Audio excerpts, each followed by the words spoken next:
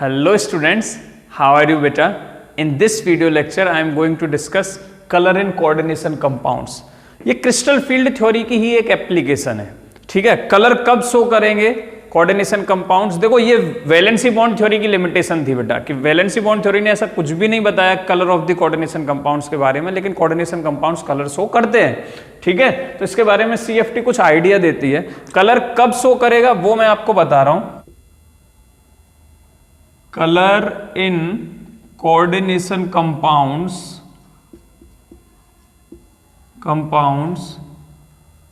is on electronic transition। Electronic transition मतलब coordination compound के अंदर क्या है, इलेक्ट्रॉनिक ट्रांजिशन होगा। क्यों होता है? Due to absorption of electromagnetic radiation, ठीक है बेटा। इलेक्ट्रोमैग्नेटिक रेडिएशन को एब्जॉर्ब करता है, ठीक है, कोऑर्डिनेशन कंपाउंड जो भी है, ठीक है। कहां एब्जॉर्ब करेगा? इन विजिबल रीजन, तभी कलर शो होगा। ये एक इंपॉर्टेंट बात है, इन विजिबल रीजन, ठीक है।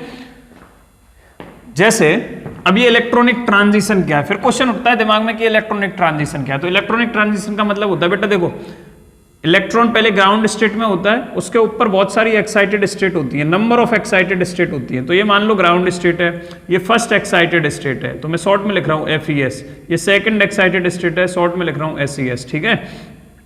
ग्राउंड स्टेट से हमने कोई भी इस पे रेडिएशन डाला, इस इलेक्ट्रॉन पे, ये जो यहाँ बैठा है, ठीक है। ये इलेक्ट्रॉन क्या करेगा, वो रेडिएशन जैसे ही आप डालोगे इसको, ये एनर्जी एब्जॉर्ब करेगा इस रेडिएशन से और तुरंत एक्साइट होकर ऊपर जाएगा, ठीक है। तो हमने क्या किया, hν डाला, यहां से एक्साइट हुआ, तो नेक्स्ट स्टेज में क्या हो रहा होगा प्रोसेस के बाद, इलेक्ट्रॉन यहां आके बैठ गया फर्स्ट एक्साइटेड स्टेट में, ठीक है। अब उसने एब्जॉर्ब किया इलेक्ट्रोमैग्नेटिक रेडिएशन को, लेकिन ये जो लाइट शो करता है, ये करता है जब वो रिवर्ट बैक आता है, ठीक है, उसके कारण करता है। लेकिन असली रीजन क्या है, अगर उसने एब्जॉर्ब ही नहीं किया होता इलेक्ट्रोमैग्नेटिक रेडिएशन तो वो क्यों ऊपर जाता, ठीक है। तो असली रीजन हो गया उसने एब्जॉर्प्शन के कारण क्या हुआ, एक्साइटेड स्टेट में गया, इसलिए वो कलर शो करता है, ठीक है। ये आपको दिमाग में सेट रखना है। इसलिए क्या करता है बेटा, वो कलर शो करता है। तो अभी ग्राउंड स्टेट क्या हुई, खाली हुई, एक्साइटेड स्टेट में इलेक्ट्रॉन प्रेजेंट रहेगा। आपके बात समझ में आ रही है, ठीक है, कोई दिक्कत नहीं है, सिंपल सा कॉन्सेप्ट है ये। अच्छा, अगर मान लेता हूं मैं ये एनर्जी लेवल्स हैं ये, ठीक है, पहली सेल का एनर्जी कम होती है, दूसरी की ज्यादा होती है, एनर्जी इस ऑर्डर में इंक्रीज हो रही है, दूसरी की E2 है, तीसरी की E3 है, फिर E4 है, इस तरीके से डिफरेंस होगा। तो इन दोनों के बीच में एनर्जी डिफरेंस हम मैं ऐसा लिख सकता हूं, डेल्टा E। डेल्टा E कितना हो गया, ऊपर वाली E2 है और नीचे वाली E1 है, तो डेल्टा E हो गया बेटा E2 माइनस E1, ठीक है। डेल्टा E का फॉर्मूला क्या होता है, थोड़ा बहुत आपको 11th का याद होना चाहिए, HC अपॉन लैम्डा, याद है, HC अपॉन लैम्डा। यहां पे H क्या है, प्लैंक्स कांस्टेंट, C क्या है, वेलोसिटी ऑफ लाइट, 3 × 10⁻10 सेंटीमीटर पर सेकंड, और H की वैल्यू क्या होती है, 6.6 × 10⁻34 जूल सेकंड, ठीक है। तो यहां से आपको डेल्टा E मिल जाएगा, और इससे मैं एक कंक्लूजन निकाल सकता हूं, डेल्टा E हमेशा इनवर्सली प्रोपोर्शनल रहेगा लैम्डा के। मतलब एनर्जी जो डिफरेंस है वो वेवलेंथ ज्यादा है तो ये एनर्जी डिफरेंस कम होगा, वेवलेंथ कम है तो ये एनर्जी डिफरेंस ज्यादा होगा। दूसरा एक चीज और जानते हो आप, क्या कि 1 अपॉन लैम्डा किसके बराबर होता है, वेव नंबर के बराबर, ठीक है। तो हम ऐसा भी, ये इसका मतलब वेव नंबर भी लैम्डा के क्या है, वेवलेंथ के इनवर्सली प्रोपोर्शनल होता है। तो मैं इक्वेशन नंबर 1 और इक्वेशन नंबर 2 से एक कंक्लूजन निकाल सकता हूं, क्या कि डेल्टा E जो है वो डायरेक्टली प्रोपोर्शनल होगा वेव नंबर के। इज इट क्लियर, ठीक है। ये कुछ मैथमेटिकल कॉन्सेप्ट है, घबराओ मत, इनसे न्यूमेरिकल नहीं आएंगे, केवल समझा दिया है आपको, ये कुछ फॉर्मूले डिराइव करके दिखा दिया आपको, लेकिन कॉन्सेप्ट ये है, इलेक्ट्रोमैग्नेटिक रेडिएशन आया, इसने एब्जॉर्ब किया इलेक्ट्रॉन ने, यहां से क्या है तुमको पता है, जो सनलाइट होती है उसके अंदर फोटॉन्स होते हैं, इलेक्ट्रोमैग्नेटिक रेडिएशंस होते हैं अलग अलग फ्रीक्वेंसीज के, ठीक है। फोटॉन्स वहां पे एनर्जी के जो पैकेट्स होते हैं उन्हें फोटॉन्स बोलते हैं, वो एनर्जी कैरी करके रखते हैं एच न्यू की फॉर्म में, इसलिए मैंने एच न्यू एनर्जी दी। एच न्यू देने के बाद क्या हुआ, इलेक्ट्रॉन एक्साइट होकर यहां पहुंच गया, ठीक है, ये बैठा इलेक्ट्रॉन, ठीक है। फिर मैंने बोला कि ये डेल्टा ई इक्वल टू, ये फॉर्मूले थोड़ा डिराइव कर दिए, यहां से क्वेश्चन नहीं आएंगे, केवल आपको समझाया है, ठीक है। तो मेरे को आपको इलेक्ट्रॉनिक ट्रांजिशन के बारे में थोड़ा बताना था, ये बता दिया मैंने। अब देखो होता क्या है, फिर बात उठती है कि सर इलेक्ट्रॉनिक ट्रांजिशन हो गया, लेकिन कैसे पता चलेगा कि वो पर्टिकुलर कलर ही वो दिखा रहा है।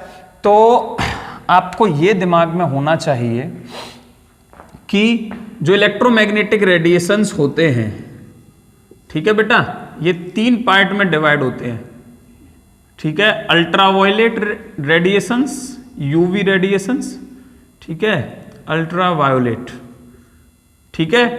बीच वाला होता है विजिबल रीजन,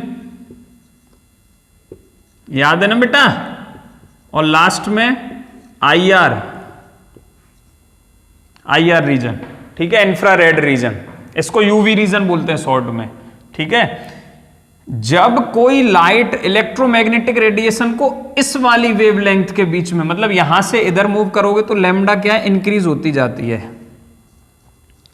ठीक है। अलग अलग वेवलेंथ के रेडिएशंस रहेंगे, लेकिन विजिबल रीजन कहां से कहां तक लाई करता है, 400 एंगस्ट्रॉम टू 7800 एंगस्ट्रॉम, इसे हम नियरली 800 एंगस्ट्रॉम भी लिख देते हैं, तो घबराना नहीं है, ठीक है। सॉरी यहां डिग्री गलत बना दिया, डिग्री नहीं है, एंगस्ट्रॉम ऐसे रहेगा, ठीक है। तो यहां पे ये रीजन रहेगा, इस फ्रीक्वेंसी की किसी भी, ठीक है, ये सॉरी ये वेवलेंथ की कोई भी लाइट इनके बीच में कंपाउंड के ऊपर पड़ी तो इलेक्ट्रॉन जो एक्साइट होगा और जो हमें कलर दिखेगा, फिर हमें कलर दिखता है। यहां पे क्या है, हमें कलर दिखता नहीं है, हम ना इधर का देख सकते हैं ना इधर का देख सकते हैं, इसलिए ये वाले पार्ट को विजिबल रीजन बोल रहे हैं। इसलिए मैंने क्या लिखा, colour in coordination compound is on electronic transition due to absorption of electromagnetic radiation in visible region, ठीक है। कहां पे एब्जॉर्ब करना चाहिए, विजिबल रीजन में करना चाहिए। बात समझ में आ रही है, ठीक है। अब ये विजिबल रीजन में क्या होता है ऐसा खास, तो इसमें ये कुछ कलर्स होते हैं, VIBGYOR, violet, indigo, blue, green, yellow, orange और रेड। जब आप इधर से इधर मूव करोगे तो लैम्डा होती है इंक्रीज, ये आपके दिमाग में सेट रखना पहले से। वेवलेंथ क्या होती है बेटा, इंक्रीज होती है।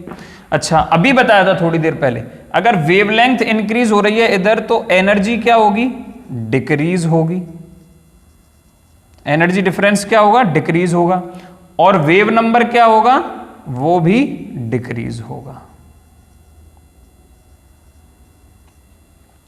ठीक है। कोई दिक्कत तो नहीं है ना, वेव नंबर क्या होगा, डिक्रीज होगा। बात समझ में आ रही है, तो ये आपके दिमाग में सेट रखना। अब ये तो बात हो गई, लेकिन अब मुझे ये कैसे पता चलेगा, ये तो सर आपने चलिए बता दिया हमें कि इलेक्ट्रॉनिक ट्रांजिशन होगा और विजिबल रीजन में होगा। विजिबल रीजन क्या होता है, यूवी इधर होता है, आईआर उधर होता है, विजिबल रीजन बीच में होता है, इसमें 7 कलर होते हैं, ठीक है। ये तो सर वही है सनलाइट के अंदर जो होते हैं, हाँ बेटा ये वही कलर्स है, ठीक है। होता क्या है देखो, प्रोसेस समझो। अब ये मेरा कोई कंपाउंड रखा है, ठीक है, इसमें कुछ कंपाउंड मैंने भर के रखा है, ये ट्रांसपेरेंट कांच का बर्तन है, ठीक है। ये कोऑर्डिनेशन कंपाउंड है, फॉर एग्जांपल कोऑर्डिनेशन कंपाउंड है, कोऑर्डिनेशन कंपाउंड सीसी। एक सनलाइट आई, ये प्रैक्टिकल कॉन्सेप्ट बता रहा हूं मैं आपको, देखो कैसे होगा। सनलाइट आई, इसके अंदर ये जो सनलाइट हमें दिखती है इसके अंदर 7 कलर होते हैं, तुम जानते हो ये बात, विबग्योर, ये 7 होते हैं, ठीक है। इसके अंदर से ये फिर इससे टकरा के ये लाइट लौटी, ठीक है। इसके अंदर 7 कलर मिक्स होते हैं, इसके अंदर क्या 7 कलर मिक्स होते हैं, इसलिए हमें ये कंबाइंड फॉर्म में क्या है, एकदम व्हाइट लाइट दिखती है, ठीक है, एकदम व्हाइट लाइट दिखती है। लेकिन ये व्हाइट नहीं होती है, व्हाइट मतलब ऐसा दीवाल वाला व्हाइट नहीं, एकदम जैसे सनलाइट होती है उस व्हाइट की बात कर रहा हूं। इसमें इस कोऑर्डिनेशन कंपाउंड ने फॉर एग्जांपल ग्रीन को एब्जॉर्ब कर लिया, एब्जॉर्ब ग्रीन। यहां केमिकल प्रोसेस क्या हुई होगी, इसके अंदर कोई ये पूरे कोऑर्डिनेशन कंपाउंड में जो सेंट्रल मेटल एटम है उसका एक इलेक्ट्रॉन एक्साइट होके एक्साइटेड स्टेट में गया होगा, ठीक है, ये प्रोसेस हुई होगी जो मैंने अभी बताया, इलेक्ट्रॉनिक ट्रांजिशन हुआ होगा। तो एब्जॉर्ब कर लिया ग्रीन, ठीक है। यहां पे कौन से कलर है, यहां पे कौन से कलर आया बच के, विबियोर आया। ग्रीन तो एब्जॉर्ब कर लिया उसमें से, व्हाइट लाइट में से ग्रीन एब्जॉर्ब कर लिया, विबियोर आया। तो ये कलर पर्टिकुलर, ये कलर हमें दिखता है जो हमारी रेटिना के ऊपर पड़ता है, ये हमारी आंख की रेटिना पे पड़ेगा और ये कलर हम देखते हैं वास्तव में, जो कंपाउंड रिफ्लेक्ट करता है, ठीक है। जैसे ये मेरी ग्रे टी शर्ट है, ठीक है। अब देखो ये, इसमें तुम लोग बोलोगे सर इसमें तो 7 ही कलर है, बाकी के ग्रे हुआ या फिर मिक्सिंग कलर्स जो होते हैं जैसे ब्लू ग्रीन हुआ, तो वो सब हम कैसे पता लगाएंगे, इन्हीं का मिक्सचर होंगे। ये 7 अलग अलग वेवलेंथ वाले कलर हैं, इन्हीं के बीच में वो कहीं लाई कर रहा होगा, ठीक है। तो उसी के कॉरस्पॉन्डिंग कलर हमें दिखता है। तो यहां पे हमें कलर दिखेगा, ये हमारी रेटिना पे पड़ता है, तो ये कलर हम देखते हैं, ठीक है, ये कलर हम देखते हैं। सर अब हमें इनमें से कलर ग्रीन तो एब्जॉर्व कर लिया, तो क्या ये सारे दिखेंगे? नहीं, ऐसा नहीं होता। कौन सा कलर दिखता है उसके लिए आपको मेरा एक शॉर्टकट याद रखना है। वो शॉर्टकट क्या है, ये समझाने के लिए मैं आपको एक मस्त सी ड्राइंग बनवा रहा हूं। ये सर्कल बनाओ, बीच में से एक डायमीटर खींचो, एक इधर से खींचो और एक इधर से खींचो, ठीक है। यहां पे लिखो VBG, ठीक है, YOR लिख दिया, कोई दिक्कत नहीं है। चलो देखो बेटा, ये बहुत इंपॉर्टेंट है, ये सर्कल बहुत इंपॉर्टेंट है ये पता लगाने के लिए कि हमें कौन सा कलर एब्जॉर्ब हुआ है तो कौन सा कलर दिखेगा, है ना। देखो कैसे पता चलेगा, अगर किसी ने ग्रीन एब्जॉर्ब किया है, क्या बोल रहा हूं, अगर किसी ने ग्रीन एब्जॉर्ब किया है, एब्जॉर्ब ग्रीन, ये इसका मतलब हो गया वॉयलेट, इसका मतलब हो गया ब्लू, इसका मतलब ग्रीन, येलो, ऑरेंज, रेड। अगर ग्रीन एब्जॉर्ब किया है तो इसका रिफ्लेक्ट होने वाला कलर रेड ही होगा, ये कंपल्सेशन है। इसलिए ये छोटा सा डायग्राम बहुत इंपॉर्टेंट है। अगर तुम्हें कोई चीज लाल दिखती है आंखों से, है ना, जैसे ये लाल मार्कर है, ये लाल मार्कर दिख रहा है, इसका मतलब जो बाहर से लाइट आ रही है वो यहां पे रिफ्लेक्ट हुई, ठीक है, और रिफ्लेक्ट होने के बाद ग्रीन एब्जॉर्ब कर लिया और आपको दिख रहा है उसका अपोजिट रेड। समझ में आ रहा है, ठीक है। अगर किसी ने वायोलेट एब्जॉर्ब किया है तो आपको दिखेगा येलो, अगर किसी ने ब्लू एब्जॉर्ब किया है तो आपको दिखेगा ऑरेंज। कॉन्सेप्ट क्लियर है, ठीक है। कौन सा कलर दिखेगा मैं वो बता रहा हूं आपको।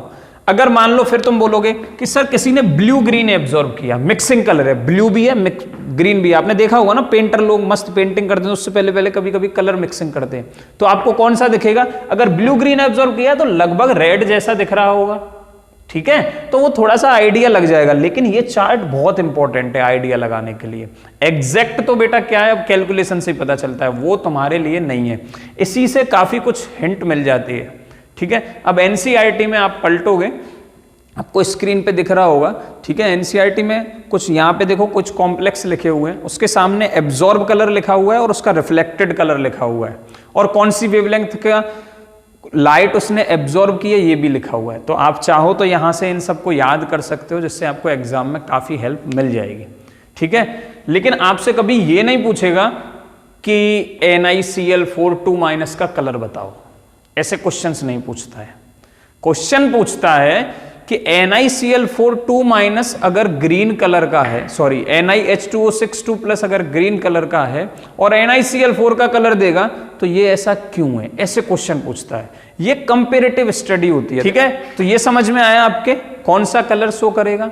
हाँ, एक लिमिटेशन है लेकिन CFT की, CFT तुम्हें कभी भी ये नहीं बताएगी कि कलर कितना ज्यादा इंटेंसिफाइड होगा, कितना ज्यादा गहरा होगा, केवल ये बता सकती है कि कलर कौन सा दिखाएगा, ये नहीं बताएगी कि कलर कौन सा मतलब कितना ज्यादा गहरा होगा, ठीक है। अच्छा, ये इलेक्ट्रॉनिक ट्रांजिशन समझ में आ गया तुम्हें। ये इलेक्ट्रॉनिक ट्रांजिशन अब कोऑर्डिनेशन कंपाउंड्स में कैसे होता है, ये एक मेरे लिए इंपॉर्टेंट बात है, तो वो मैं आपको समझा देता हूं। और आपके कोर्स में ना बेटा ये एक अपने आप में बहुत बड़ा टॉपिक है, लेकिन मैंने आपको बेसिक बेसिक जितना मुझे जरूरत लगा वो मैंने आपको सब बता दिया, ठीक है, सब बता दिया, कुछ भी नहीं छोड़ा है। लेकिन आप सोचो कि मैं इस टॉपिक को पूरा करवाऊं, तो पूरा नहीं करवाऊंगा। क्यों? क्योंकि आपके 12th लेवल पे केवल इतना ही ये पढ़ाया जाता है, इससे ज्यादा, बहुत ज्यादा, फिर ये बहुत बड़ा टॉपिक है, अपने आप में बहुत बड़ा टॉपिक है, वो मैं नहीं करवा रहा, ठीक है। इतनी इंफॉर्मेशन आपके लिए काफी है कि एब्जॉर्ब ग्रीन है तो रेड दिखाएगा, वॉयलेट कर रहा है येलो दिखाएगा, येलो एब्जॉर्ब किया वॉयलेट दिखाएगा, ब्लू किया है तो ऑरेंज दिखाएगा, इनके बीच का किया है ब्लू वॉयलेट एब्जॉर्ब किया है तो लगभग येलो जैसा दिखा रहा होगा, ठीक है। आपको इस तरीके से आइडिया लगाना है। अब मैं इसके लिए एक एग्जांपल ले रहा हूं जो एनसीईआरटी में गिवन है, जैसे TiH2O6 है, कंपाउंड है बेटा TiH2O6 3+, ठीक है। इसमें ये क्या है, वायोलेट कलर का होता है। कौन से कलर का होता है? वायोलेट कलर का होता है।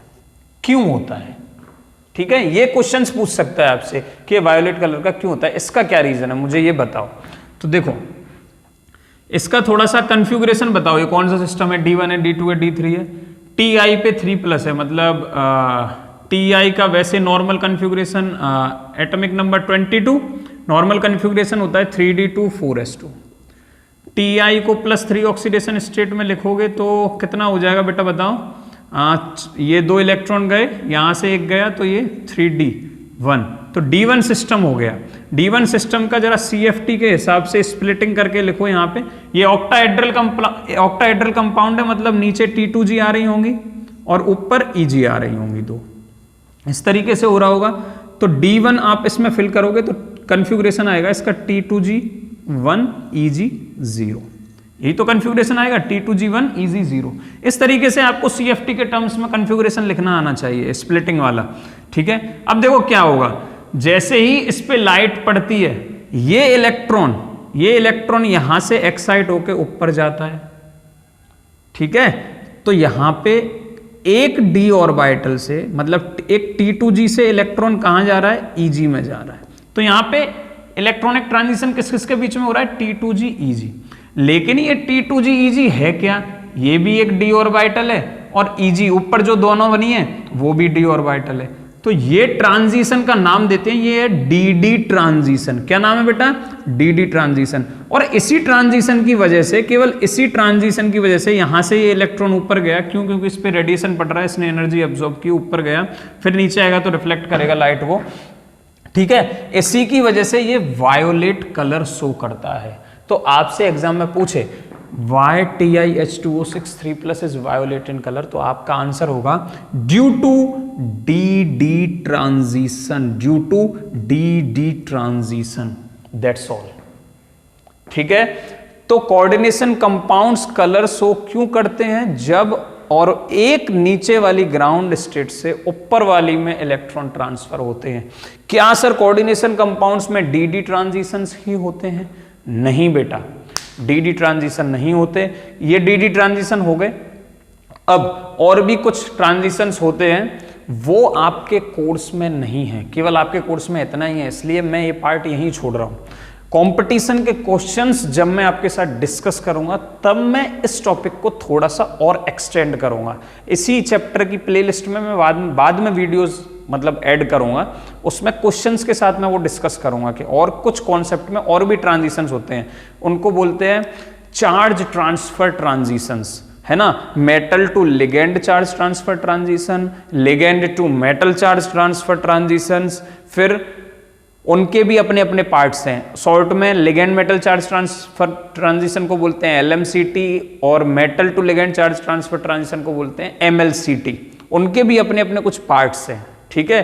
फिर जैसे जो कोऑर्डिनेशन कंपाउंड्स नहीं है, I2 हुआ, फ्लोरीन हुआ, क्लोरीन हुआ, ये कंपाउंड्स क्यों कलर शो करते हैं। हीमोग्लोबिन कलर क्यों शो करता है, वहां पे क्या हो रहा है, ligand to metal charge transfer transition होता है, वहां पे ये नहीं होता है, dd ट्रांजिशन नहीं होता है। इसलिए इसके अलावा भी बहुत सारे टॉपिक हैं, लेकिन आपके कोर्स में केवल इतना ही पार्ट है, इसलिए मैं फिलहाल यहीं पे ये टॉपिक को खत्म कर रहा हूं। इसका मतलब सर ये जो है, ये Ti की ऑक्सीडेशन स्टेट जो है +3, वो किसकी प्रेजेंस में, वाटर की प्रेजेंस में आई है, इसी की वजह से इसकी 3+ ऑक्सीडेशन स्टेट बनी है। मतलब मैं ये कहना चाहता हूं लिगेंड की प्रेजेंस में ही मेटल जो है ये डी ट्रांजिशन शो कर रहा है, बिना लिगेंड के शो नहीं करेगा।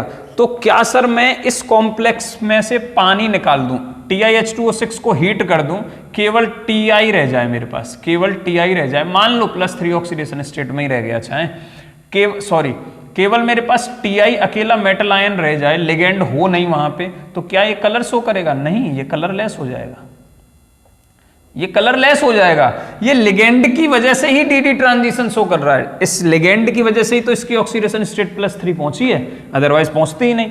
ठीक है, इसीलिए अगर आपसे क्वेश्चन पूछा जाए है वाई CuSO4 इज कलरलेस, क्या बोल रहे हो सर, कलरलेस कहां होता है, ये तो ब्लू होता है।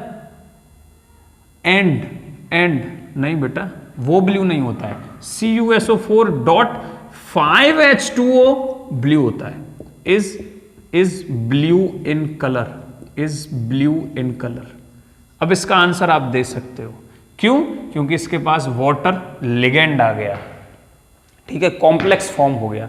इसलिए CuSO4 के साथ जब कुछ वाटर के मॉलिक्यूल्स प्रेजेंट रहेंगे वो ब्लू शो करता है। ठीक है, इसका मतलब जो आपको डिब्बे में ब्लू कलर का CuSO4.5H2O दिखता है, जो कंपाउंड दिख रहा है ब्लू कलर का, उसके साथ कुछ ना कुछ वाटर के मॉलिक्यूल्स होते हैं, चाहे वो सॉलिड फॉर्म में तो भी होते हैं। ठीक है, एग्जैक्ट एनहाइड्रस बना दोगे, उसमें से पूरा वाटर निकाल दोगे, इसमें से तुम पूरा वाटर निकालोगे तो CuSO4 बनेगा, कलरलेस हो जाएगा। ठीक है, तो लिगेंड की प्रेजेंस में ही क्या है, मेटल आयन कलर शो करता है, क्यों? क्योंकि उसकी ऑक्सीडेशन स्टेट बढ़ती है, कॉर्ड ट्रांजिशन होगा यहां भी। ठीक है, और एक क्वेश्चन देखो छोटा सा,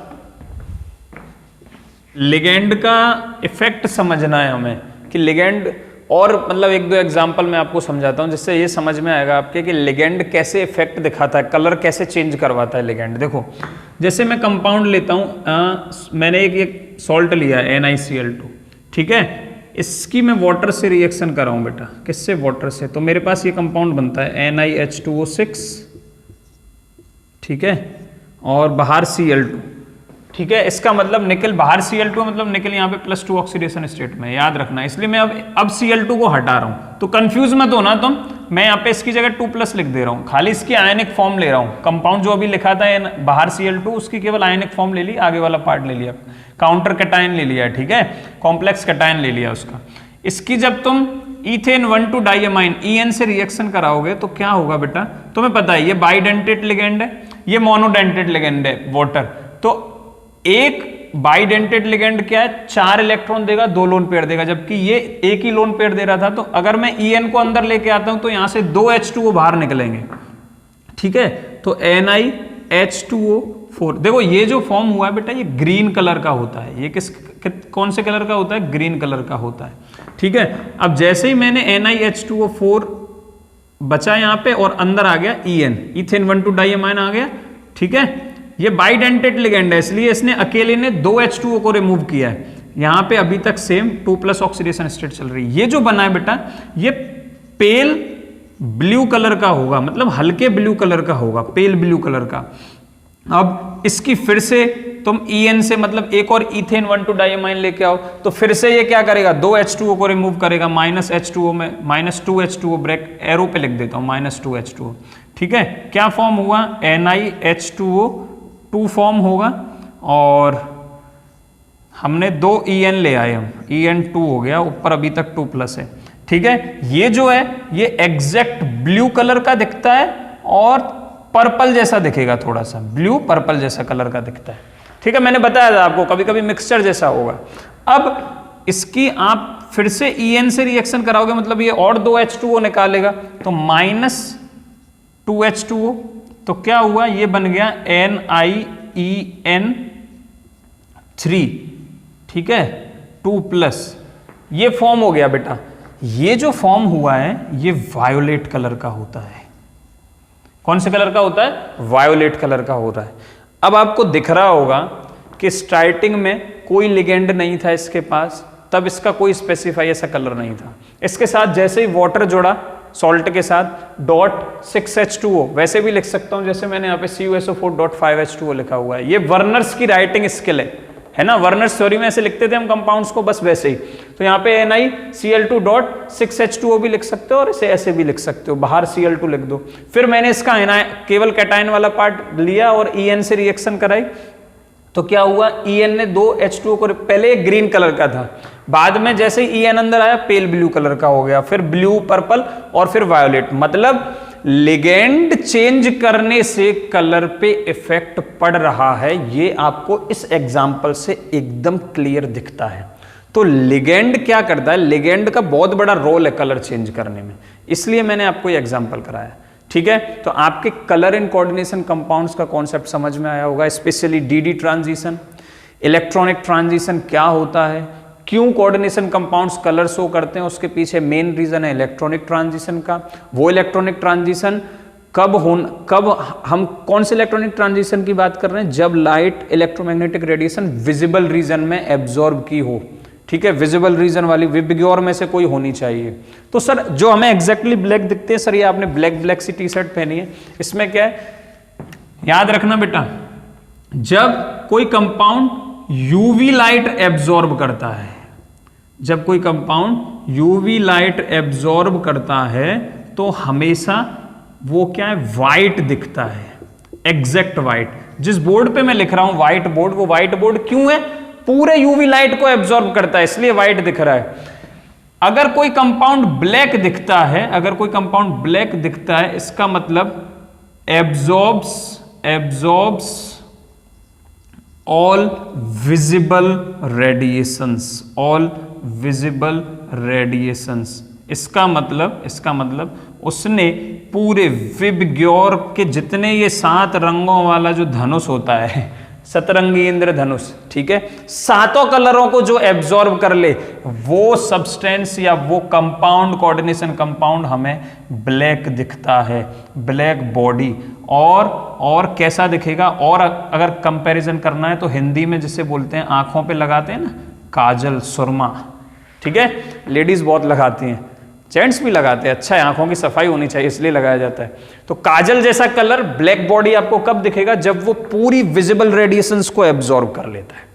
ठीक है, ये एब्जॉर्ब कर रहा है, इसने क्या किया, पूरे विजिबल रेडिएशन जो इस पे पड़ रहे हैं सबको एब्जॉर्ब किया है। ठीक है, यूवी लाइट को जो एब्जॉर्ब करता है, यूवी रेडिएशंस को, वो एग्जैक्ट व्हाइट रिफ्लेक्ट करता है। समझ में आ रही बात? तो ये 2 छोटे से इंपॉर्टेंट पॉइंट हैं, एमसीक्यूज में पूछे जा सकते हैं, स्पेशली फॉर कंपटीशन। समझ में आ गया? तो बेटा ये थी पूरी CFT। ठीक है, कंप्लीट कॉन्सेप्ट ऑफ CFT आपका बोर्ड के हिसाब से खत्म होता है।